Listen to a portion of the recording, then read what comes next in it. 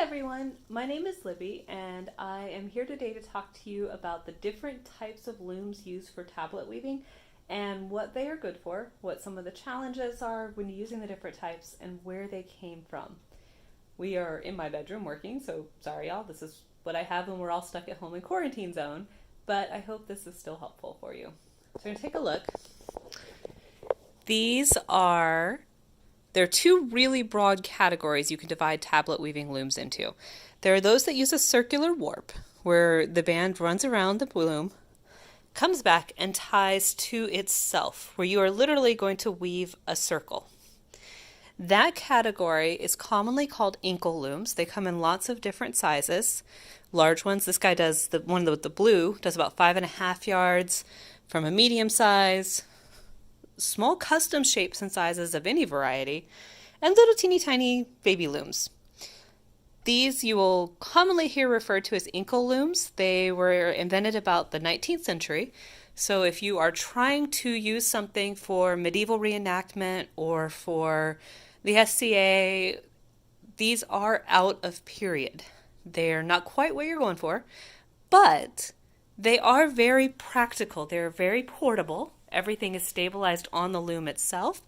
I have taken to tying a little bag on my loom with holding my extra thread, my shuttle, things like that, so that when I am taking these around places, then I don't have to worry about that stuff getting lost. They're absolutely phenomenal, fantastic practical tools. If you are trying to work on a project that uses only 2 holes in the cards or 3 holes and things where the cards like to flop around, you can actually sling a little hammock from here to here for the cards to rest on, and that'll stop them flopping around if that's something you're running into. You are limited on length to the length the loom will hold. This one is actually capped out. I could maybe put just a little bit more on here, but it would be very tough because you can only go as far as the pegs allow and as far as how many pegs you have. The more pegs you have, the more wraps you can do. But the more pegs you then have to be able to slide over, and you're going to want your pegs smooth enough to slide pretty easy there. If you have really rough pegs, you need to potentially sand and or even polish them with maybe a little bit of wax. You don't want to use necessarily sealant, and you want to make sure whatever you're using is not going to come off and stain your threads. Now, historical accuracy. If you are going for the most historically accurate possible loom you could get, that is this guy. This big thing right here in the front is called an Augsburg loom, and it is literally 2 pegs, a horizontal bar holding them at a fixed distance, and feet so that they stand upright. This dates from very early period in the SCA to 16th century. We see them in illuminations, we see them in paintings. They're very, very common to see women, especially in a religious setting, even sitting and working on a loom like this. My particular one is very simple. It's actually banister frames from Lowe's and a wooden bar running through them and 2 little wooden pegs that hold the entire thing together. This is your most period accurate thing. It has some downsides. It is not very portable. You guys, I have a queen size bed. That takes up the entire width of my bed. Now, it comes apart very easily, and when I take it apart, I can slide the entire thing into a single long bag that's about the size of a pool cue bag. But now I have to take the warp off, and I have to put the warp back on, and I have to reset it up if I want to move it. These are fantastic tools if you're not going to be moving your project around, if you're not going to be taking it to events and bringing it back home. They also can be harder to tension. On these modern ankle looms, you have this nice little tension bar, usually right here, one of these 2 places. Sometimes you'll see them elsewhere on the loom. But they're a sliding peg that lets you exactly tweak your tension at a moment's notice. Just loosen up your bar, slide it, tighten or loosen, you're good. To retension something like an Augsburg frame loom, you have to actually untie one end of the warp and retie it onto the loom. That's more period. It is a little bit more work. They come in lots of varieties. So these I've actually started making. Super simple. It's a board with 2 pegs. This is the same thing as an Augsburg loom, it's just short. It works the same kind of functionality.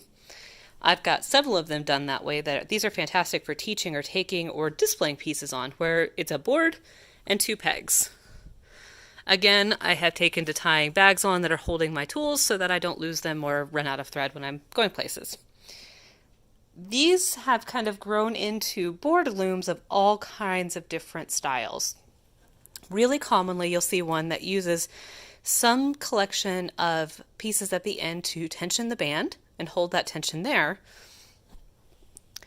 Not necessarily. You can see ones that just have a horizontal peg. This is actually my favorite loom to work with. You tie onto one side, you tie onto the other. You can see where I had a project here, and you just weave. Excess threads are just wrapped around the end, and the tension comes from managing the band itself. This particular one I have actually used as a warp weighted loom as well by running the bands over this end and making sure this is really smooth down here, letting them hang off the back with little clay weights on each threads. The last style of loom that we're going to talk about, it uses the same kind of measuring system same kind of warp system, as the Asperger frame loom, and it is a box loom. This is very late Renaissance. You start seeing something very similar to this. We usually saw it used with rigid heddles, where you've got the heddle in the middle that goes up and down and generates a tabby band instead of a tablet woven band. But it is a plausible tool to use for that. These function with a spinning dowel on one side and the other, and the warp wraps around one. As you weave, the woven band gets wrapped around the other end. These are also very portable, very practical. Your challenge with these, your downside, is this is your working length. This is as much space as you have to push twist. If you are working on a pattern that is not twist neutral, these can be a problem because there's nowhere for that twist to go. You either need to plan a reversal of the pattern so that you can get all of that twist out within this section, or do patterns that are like 4 forward, 4 backwards, are more twist neutral. When you're dealing with a circle loom, there are all kinds of ways people have come up with to deal with twist. Again, you can go for patterns that are twist neutral or reversals. Some people put fishing swivels down here at the bottom of the band, and then they will push the twist down the band until it gets to that end, and then the swivel will literally spin and release the twist. That works well if you're working on maybe a 3-yard or a 1.5 yard smaller loom. If you're working with 5.5 yards of thread and a pattern that builds up a lot of twist, that's going to get to be a problem fairly quickly because you're going to be sliding your hands and fingers constantly through 5 yards of thread.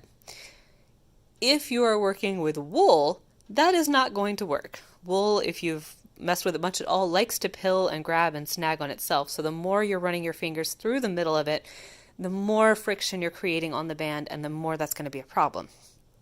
However, these guys, if you're working on an Asperg style loom where the band goes in one direction and stops, you can just push the twist to the end.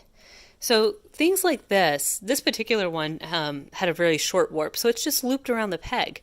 I could just untie that and slide my fingers out the end, twist is gone. If I had a longer length, I would actually wind those end pieces around bobbins, like the soft Kumihimo plastic bobbins, and then you just run your fingers to the bobbin spins around, twist is gone, and you can keep on weaving and wrap your finished band around up here. Thank you so much. I will be uploading this one to YouTube very shortly. And after that, we are going to look at warping up a straight warp. That's what I'm going to call all of these types of looms. Use a warp that goes in one direction, from finish to end, instead of a circle. Last week, we looked at warping up circular looms. This week, we're going to look at warping up straight looms. Thank you guys so much.